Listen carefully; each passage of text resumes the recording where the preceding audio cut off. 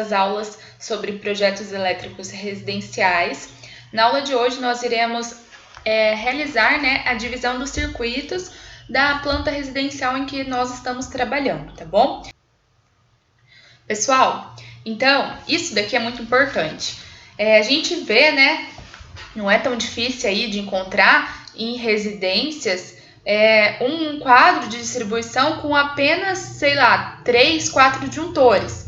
Um para iluminação, um para pontos de tomadas da casa inteira, um para o chuveiro e só. Ou pior ainda, né, que já vi também, um disjuntor para iluminação e tomada junto e outro só para o chuveiro. Então, isso não pode acontecer, tá, gente? Isso aqui não pode acontecer. Tem que haver a divisão dos circuitos de acordo com os critérios estabelecidos pela norma, tá? A instalação ela tem que estar corretamente dimensionada de acordo com o que pede a norma. Nós deveremos seguir todos os critérios estabelecidos pelas normas para evitar aí, né, acidentes que possam vir a ocorrer. Tudo que nós trabalharmos aqui hoje está de acordo com o que diz a NBR 5410, tá bom? O primeiro ponto é nós entendermos por que é necessário realizar a divisão dos circuitos. A norma fala que a instalação elétrica ela deve ser dividida em circuitos terminais. Primeiro aqui, o que é circuito, né? Que é considerado circuito terminal. Então, por exemplo, eu tenho pontos de iluminação que estão todos sendo protegidos por um disjuntor. Tenho pontos de tomadas que estão protegidos por um disjuntor. Então, esses são os nossos circuitos terminais, tá? Nós devemos separar as cargas em circuitos, por quê? Pois isso facilita a manutenção, pois isso reduz a interferência, né? Reduz a corrente nominal. Conforme eu vou dividindo, né, as minhas cargas em circuitos diferentes, menor será a potência, né? E consequentemente, a gente consegue reduzir a corrente, tá bom? Isso permite com que a gente possa dimensionar condutores com menor seção para atender aqueles circuitos. E também dispositivo, né, de proteção com menor capacidade nominal. O primeiro critério estabelecido pela NBR 5410 é que nós devemos separar o circuito de iluminação dos circuitos de pontos de tomadas. O segundo critério é que todos os pontos de tomada de cozinha, copas, cozinhas, áreas de serviço, lavanderias e locais semelhantes devem ser atendidos por circuitos exclusivos para estes locais, tá? Então, eu não posso colocar no mesmo circuito tomadas da cozinha com tomadas do quarto, tomadas da cozinha com tomadas da lavanderia, tomadas da copa com tomadas da sala. Não pode, tem que ser circuitos exclusivos para estes cômodos, tá bom? O próximo item, que a NBR 5410 estabelece, é que nós deveremos prever circuitos independentes, exclusivos para cada equipamento com corrente nominal superior a 10 A. Então, vejam só, se minha tensão for 127 volts, e nós vimos ali no item anterior que a partir de 10 amperes devemos separar o circuito, então qualquer aparelho, equipamento que tiver uma potência superior a 1270 watts, precisa de um circuito exclusivo para ele, tá bom? Agora, se a tensão for 220, né, que nós estamos trabalhando, isso nos dará 220 vezes 10 amperes, 2.200 watts. Então, no caso de 220, a partir de 2.200 watts de potência, nós precisaremos ter um circuito exclusivo para alimentar aquele equipamento. Pessoal, então, na elaboração do projeto, a gente sabe, né, quais circuitos que tem que estar separado aí de pontos de tomadas, mas aí fica a dúvida, né? Mas a norma não fala nada de, então, quantas tomadas que eu posso juntar, se eu posso juntar a tomada do quarto com a sala, qual que é o máximo de pontos de tomada que eu posso ter nesses ambientes. Não, a norma não fala, ela não estabelece. A única coisa que está estabelecido lá são esses critérios que eu mencionei aqui. Então, tem gente que interpreta da seguinte forma. Se acima de 10 amperes eu tenho que ter um circuito exclusivo, então abaixo disso eu posso acumular, né, as cargas até chegar aí a 10 amperes. Por exemplo, a gente não calculou, nós não fizemos a previsão de potência para a iluminação e para os pontos de tomadas, de acordo com cada cômodo. Então, a gente tem lá, né, que no quarto eu terei 3 pontos de tomada de 100 VA. Então, eu vou ter no quarto 300 VA. Então, nós vamos acumulando, né, até chegar próximo desse máximo de potência aqui, 1.270 watts.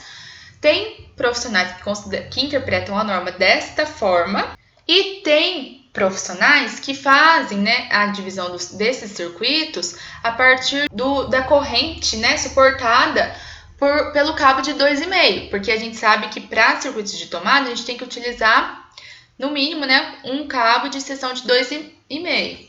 Então, o cabo de 2,5, vamos supor que ele suporta em média, né, 20 amperes. Então, isso daí que é considerado, né, por alguns profissionais também. Tá errado? Não tá errado, tá? Então, agora vamos fazer no nosso exemplo essa divisão dos circuitos, tá? Então, o que nós temos aqui? Isso aqui foi o que nós calculamos na primeira aula, né, sobre projetos elétricos residenciais.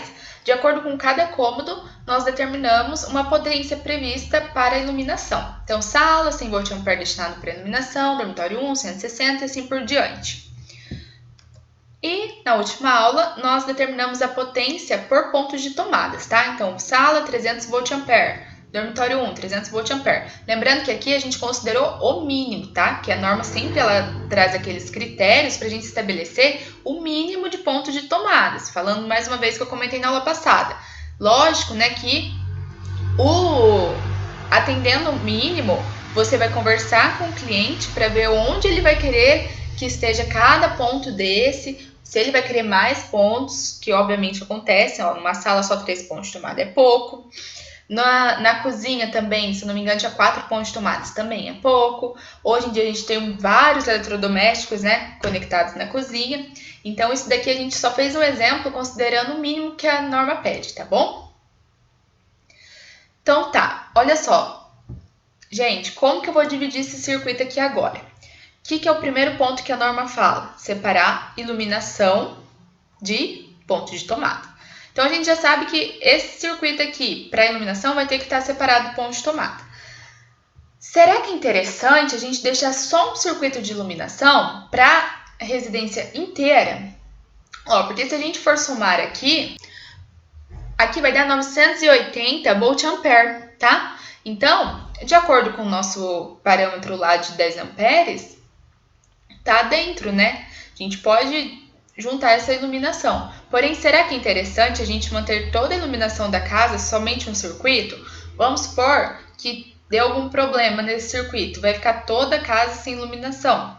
Então, gente, é bom separar, pelo menos em 2 circuitos de iluminação, dependendo aí, né, do tamanho da casa, sempre, mas é bom separar, tá bom? Não deixar só um.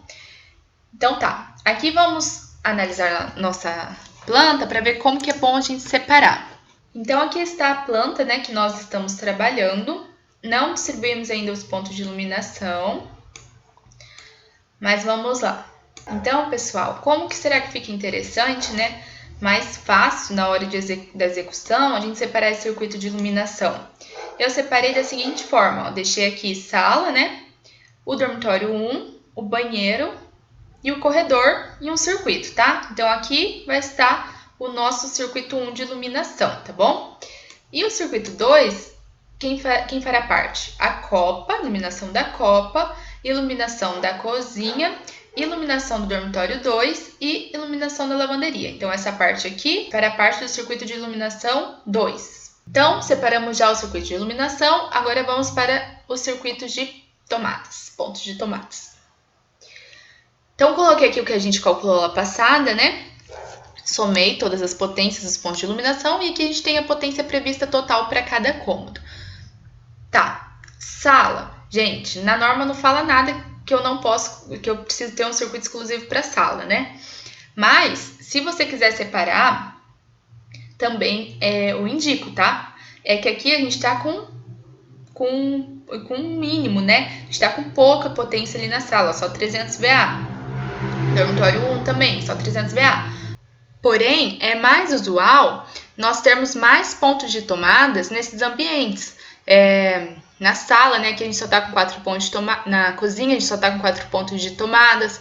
Na sala, a gente só tá com 3, porque a gente só fez exemplo aqui para atender o mínimo, né? Pedido pela norma.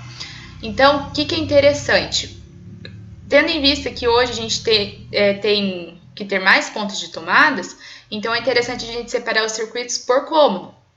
Então, um circuito para as tomadas da sala, um circuito para as tomadas dos quartos e assim por diante. Mas aqui, como é mínimo, o que dá para a gente fazer? Dá para a gente juntar aqui a sala com o dormitório 1, né? Banheiro não pode, tá junto. Corredor, ó, 300, 600, 700 VA. Com o dormitório 2, quanto que vai dar aí? 1000 VA, certo? 300, 600, 900, 1000 VA para o circuito de tomadas desses pontos, beleza? E quem que tá faltando? Copa, cozinha, lavanderia e nosso banheiro. Então, banheiro a gente viu que tem que ter um circuito separado para ele. Então, a gente deixa ali um circuito para o ponto de tomada do banheiro. Depois, o que nós deveremos fazer? Separar um circuito para copa, cozinha e separar, né, os pontos de tomadas da copa, cozinha e lavanderia. Então, copa, se vocês verem aqui, a gente tinha 4 pontos de tomadas, né? 3 de 600 e 1 de 100. 1.900. Passa, né, aquele nosso limite de 10 amperes. Então, aqui, nós vamos deixar 2 circuitos para copa, tá? De 950 VA. Para cozinha, mesma coisa, 2 circuitos de 950. E lavanderia, também mesma coisa. Um circuito de 1.200 para 2 tomadas de 600 e mais um circuito de 600 VA, tá? Pessoal, se em algum desses ambientes eu tiver algum equipamento cuja potência, né, passe aquelas que a gente viu, considerando lá, né, que a corrente, que a norma fala que a partir de 10 amperes a gente tem que ter um circuito exclusivo, temos que separar esse circuito, tá bom? Então aqui na cozinha, vamos supor que vocês saibam quais equipamentos e onde esses equipamentos vão ser conectados. Por exemplo, um micro-ondas.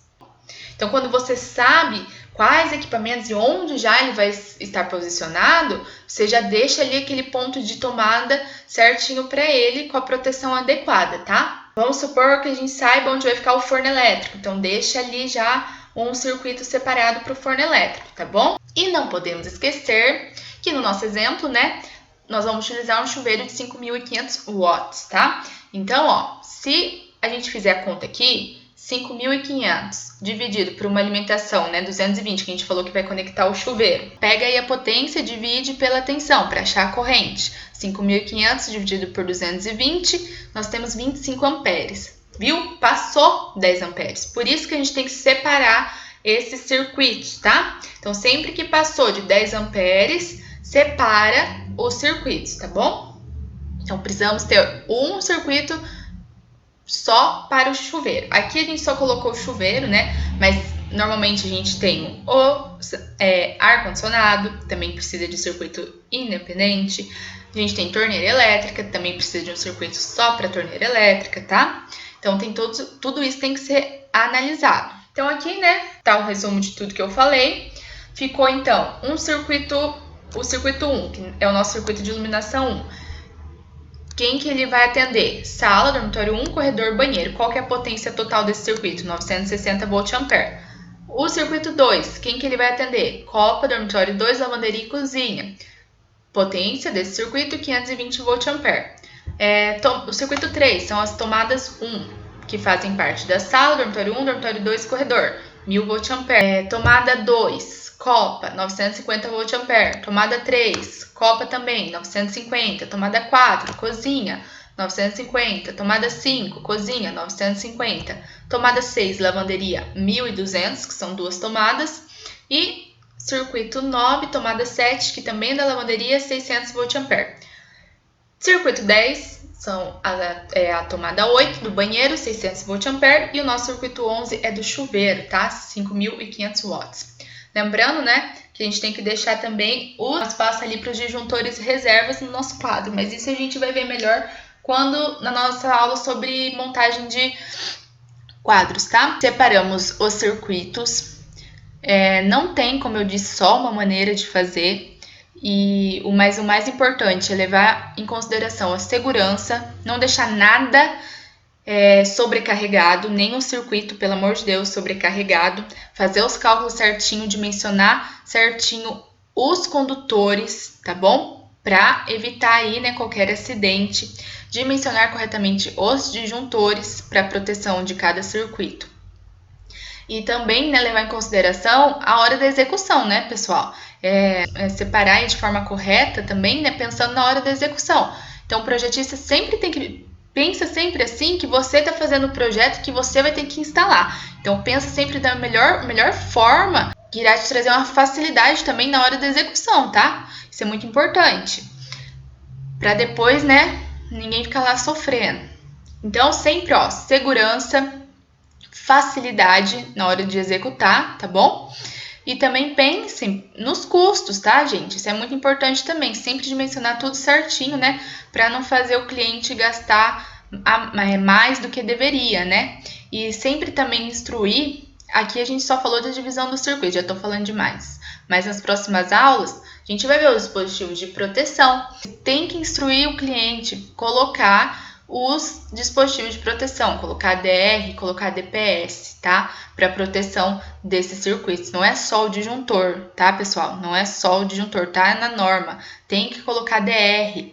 Em certos circuitos a gente tem que colocar DR, tem que colocar DPS.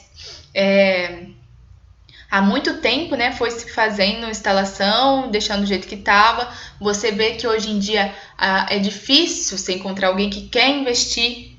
Quando a pessoa está construindo, é difícil encontrar alguém que dá prioridade para a parte elétrica, porque a elétrica fica escondido, né? Fica quase tudo escondido, ninguém vê, então eles sempre querem economizar. Mas a vida da sua família que está ali, né? Os filhos, a esposa, é o marido, então a gente sempre tem que colocar a segurança em primeiro lugar, tá bom? Isso é muito importante. Tá na hora do pessoal que é da área começar a passar essas informações. Não aceita, tá, gente? Vai pegar um projeto, o cliente não quer colocar DR, não quer gastar, quer fazer as coisas fora da norma. É seu nome que está em jogo, é a segurança de outras pessoas que está em jogo. Então, muito cuidado com isso, tá bom? Qualquer dúvida, vocês deixem aqui nos comentários, me mandem mensagem que eu vou estar respondendo, tá bom? Muito obrigada!